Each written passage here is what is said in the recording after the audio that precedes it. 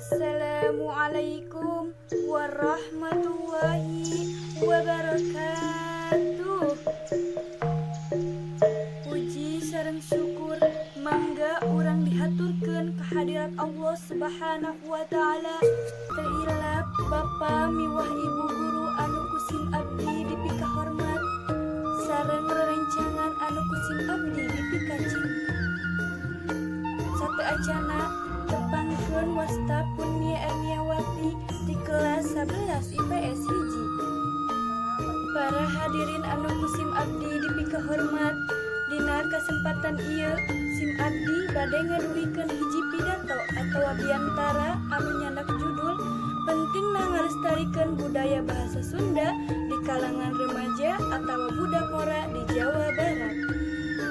Para wargi anu kusim abdi dipika hormat, sakumaha anu kauninga ku urang sadaya di zaman sapertos ayeuna di mana loba rupa-rupa budaya asing nu datangna ti luar nu asup ka lingkungan masyarakat urang ulah nyampe ngajadikeun budaya Sunda jadi semah di lemburna sorangan nyaeta di Jawa Barat.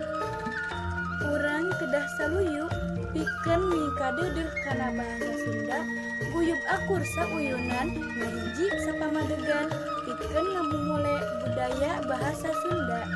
Nah, hadirin hormateun, sim abdi mugia basa jeung budaya Sunda ditinggal kaluhur urang teh tiasa sirungan deui, tanda mangkalangan ngigeulan zaman. Rupina sakitu nu katisanggeung negahapunkeun kasadayana bilih dina cariosan sim abdi nembe didugikeun seueur kakirangan.